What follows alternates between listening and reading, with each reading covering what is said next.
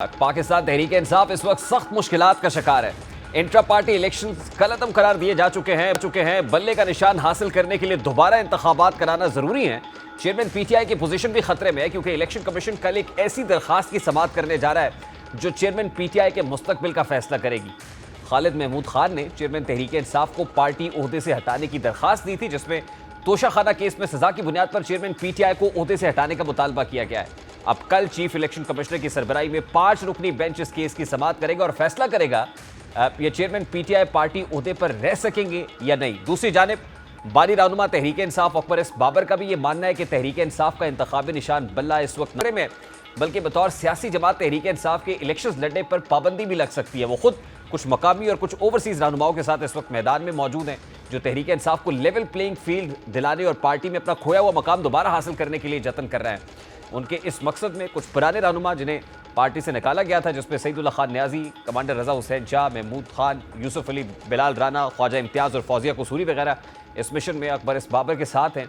Akbar S Babar का यह भी मानना है कि पीटीआई का इब्तदाई निशान चिराग था। 2002 में उन्हीं की कोशिशों की वजह से बल्ले का निशान पीटीआई को मिला। इस बारे में वो क्या कहते हैं, जरा उसकी एक झलक सबसे पहले रखता है।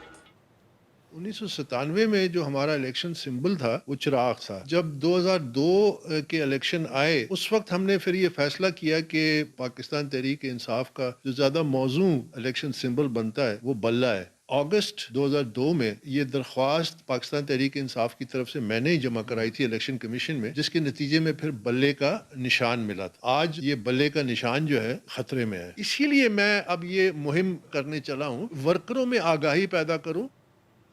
इलेक्शन कमीशन के इस फैसले के बाद सियासी मंजरनामे पर यह बहस हो रही है कि अडयाला जेल में कैद पीटीआई के चेयरमैन दोबारा पार्टी इंतखाबात में इसी ओहदे के लिए अपना नाम पेश कर सकते हैं या नहीं। ये सवाल भी ज़ेरे गर्दिश है कि इस वक्त पीटीआई की क़यादत मंजर आम पर मौजूद नहीं है। इंट्रा पार्टी इंतखाबात इतने मुख्तसर दौरानिये में कैसे मुमकिन हो सकेंगे, और ये सिर्फ वाहिद मुश्किल नहीं है जो पीटीआई के लिए आने वाले वक्त में तमाम सफ़र ही कठिन साबित करेगी, बल्कि बाद सियासतदान ये भी समझते हैं कि फैसला हो चुका है, इलेक्शंस होंगे तो बल्ले का निशान बैलेट पेपर पर नहीं होगा, और बल्ले का निशान बैलेट पेपर तो उसका टिकट लेने वाले मैदान में नहीं होंगे। ये मुस्तफ़ा नवाज खोखर की राय है। साबिक़ा अपोजिशन लीडर राजा रियाज इससे ज़रा मुख्तलिफ राय रखते हैं। इसके अलावा चेयरमैन पीटीआई के खिलाफ केसेस की भरमार है। कल सिर्फ एक रोज़ में मुख्तलिफ तफ्तीशी टीमों ने चेयरमैन पीटीआई से तकरीबन 13 घंटे तवील तफ्तीश की। नैब के मुख्तलिफ अफसरान दिन भर वक्फे से तफ्तीश के लिए जेल पहुँचते रहे।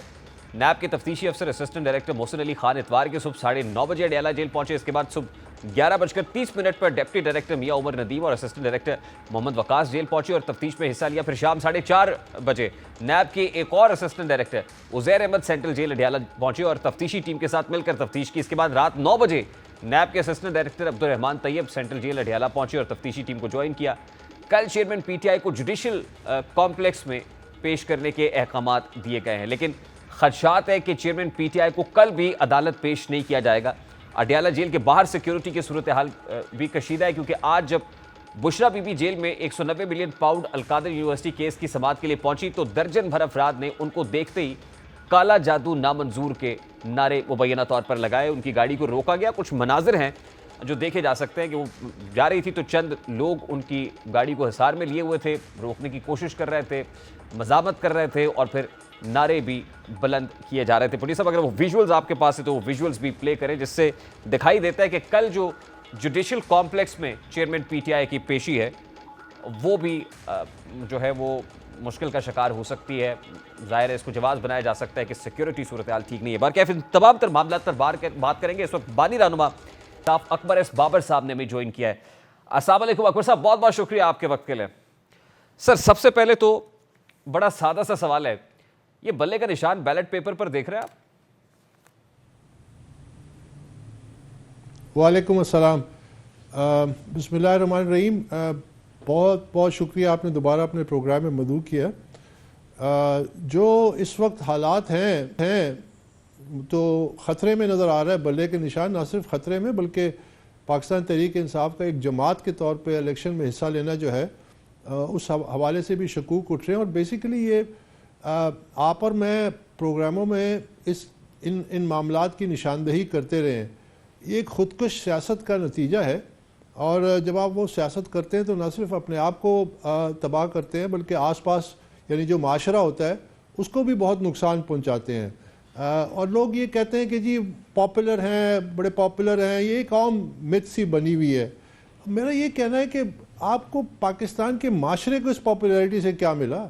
सियासत से तो ये होता है कि सियासत में जब आप आते हैं तो एक बड़े मकसद के लिए आते हैं कि आप एक माशरे को बेहतर करेंगे, आप लोगों की ज़िंदगियों को बेहतर करेंगे, आप लोगों के लिए रोज़गार के मौके पैदा करेंगे, मईशत को बेहतर करेंगे, लोगों की ज़िंदगियों में सुकून लाएंगे। ये इंतशार और तसादम और इस सियासत ने पाकिस्तानियों को क्या दिया, ये है सोचने की बात। तो ये इन तमाम जो मामला चलते आ रहे हैं चंद सालों से, ये उसका नतीजा है। और आज जो मैं मैदान में हूँ, मैं पहले दिन से इसीलिए मैं खड़ा हुआ था कि ये जो सियासत है ये नुकसानदेह है, तबाहकुन है पाकिस्तान के लिए, पाकिस्तान तहरीक इंसाफ के लिए, और हमें अपना काबा किबला ठीक करना चाहिए। नहीं, लेकिन अकबर साहब मेरा सवाल ये है, अकबर साहब मेरा सवाल ये है कि पीटीआई की सियासत का इसमें क्या रोल होगा कि बल्ले का निशान उसे छीन लिया जाए? पीटीआई इसको इस तरह से जस्टिफाई करती है कि हमने इंट्रा पार्टी इलेक्शंस कराए, और बिल्कुल हमने कानून और कायदे के मुताबिक कराए, इलेक्शन कमीशन ऑफ पाकिस्तान ने 1 साल तक ये फैसला महफूज रखा, तो ये जस्टिफाइड होगा कि at this point in time बल्ले का जो निशान है वो पीटीआई से छीन लिया जाए? देखिए, पीटीआई ने आज ये कहते हैं कि जी हम इलेक्शन और हम ज़ेर अताब हैं, इसलिए हमारे लिए मुश्किलात हैं, और ये मामला जो है बड़े मुश्किल हैं कितने थोड़े अरसे में। लेकिन अगर आप पीटीआई की तारीख देखें तो 2013 में भी पीटीआई ने इंट्रा पार्टी इलेक्शन कराए थे। उस वक्त पार्टी के जो इलेक्शन कमिश्नर थे, चीफ इलेक्शन कमिश्नर, वो हामिद खान साहब थे, और वो इलेक्शन में बहुत बड़े पैमाने पे धांधली हुई, बेकायदगी हुई, पैसे का रेल पेल हुआ, जिसके लिए फिर वर्करों का जब प्रेशर आया तो जस्टिस वजीउद्दीन को एक इलेक्शन ट्राइब्यूनल का सरबराह बनाया गया, और उन्होंने अपनी जो फाइंडिंग्स थी उसमें ये बात साबित की कि बहुत बड़े पैमाने पे बेकायदगी हुई है, और जिन लीडर्स की निशानदेही की कि इन्होंने पैसा इस्तेमाल किया है, करप्शन की है, इनको पार्टी से निकाल दें, तो बजाय इसके कि उनको पार्टी से निकालते, जस्टिस वजी को पार्टी से निकाल दिया गया। तो ये पीटीआई की एक तारीख है। ये बात आपकी बिल्कुल ठीक है कि ये जो इंट्रा पार्टी इलेक्शन और इसको नाफिज करना, ये तमाम सियासी जमात पे करना चाहिए और बड़ी सख्ती से करना चाहिए। और ये मेरा मौक़िफ़ आज का नहीं है, बहुत पुराना है कि 2 चीज़ें आपने करनी है तो सियासी जमातें इदारा बनेंगी। एक, जमातों को डेमोक्रेटाइज करना है, शख्सी और ख़ानदानी कब्ज़े से आज़ाद करना है। महज वो इक़्तिदार की एक सीढ़ी है जिसके लिए वो वर्कर्स को इस्तेमाल करते हैं और उसको इस ईंधन, इक़्तिदार की जंग में एक ईंधन के तौर पे इस्तेमाल करते हैं, उस आग की भट्टी में फेंक देते हैं, जैसा कि पाकिस्तान तहरीक इंसाफ के साथ हुआ और होता आ रहा है और आज भी हो रहा है। दूसरा, हर जमात की जो फंडिंग है उसकी बाकायदा स्क्रूटिनी होनी चाहिए। जिस तरह हमने 8 साल लगे, ये 2 महीने का काम है। वो ठीक है। आपके पास ऑडिट रिपोर्ट मेरा है, सवाल ये सर कि किसी बैंक से मेनस्ट्रीम पॉलिटिकल पार्टी से, देखिए पीटीआई मेनस्ट्रीम पॉलिटिकल पार्टी है, ये एडमिटेड फैक्ट है। ऐसी पॉलिटिकल पार्टी से ऐसी सूरत में कि जब इंतखाबात का बिगल बच चुका है, फरवरी में इलेक्शंस की बात हो रही है, बल्ले का निशान छीन लिया जाना, जो आज तक पॉलिटिकल हिस्ट्री के अंदर किसी मेन स्ट्रीम पॉलिटिकल पार्टी के साथ नहीं हुआ, ये होगा तो क्या इससे ये तासुर नहीं जाएगा कि नहीं भी पीटीआई पर उफ्ताद गिर रही है इस वक्त? देखिए, हमारी जो सियासत का एक अनफॉर्चुनेट पहलू है वो ये कि कल का विलन आज का हीरो, आज का हीरो कल का विलन। कहते हैं कि हमें लेवल प्लेइंग फील्ड चाहिए। तो पीटीआई से मैं पूछता हूं कि क्या 2018 में लेवल प्लेइंग फील्ड था? यही तो हमारी ट्रेजेडी है। हमें, जब मैं डिमांड करता हूं कि आप इंट्रा पार्टी इलेक्शंस में जो जमातें जो जमहूरियत की अलामत हैं, वो अपनी जमातों में जमहूरियत क्यों नहीं छोड़ती, इजाजत नहीं देती? वो अपनी जमात में अपने वर्कर्स पे भरोसा क्यों नहीं करती? अच्छा, लेकिन वो ये भी कहते हैं कि जो 2018 में क्यों नहीं कराती? क्योंकि वो इक़्तिदार के लिए 2023 में जो कुछ हो रहा है इस हद तक 2018 में नहीं हुआ था। वो मशरूत अंदाज में ये तो मानते हैं कि 2018 में शायद लेवल प्लेइंग फील्ड नहीं होगा, लेकिन वो कह रहे हालात इतने बदतर नहीं थे 2023 में, ऐसे नहीं थे जो सूरत हाल आज हो रही है। 2018 में कम से कम इतने बदतरीन हालात नहीं थे, ये पीटीआई कहती है। देखिए, तो जूता जो होता है ना, जो टाइट होता है, वो तो जो पहनता है उसको पिंच करता है ना कि कितना तकलीफ देता है।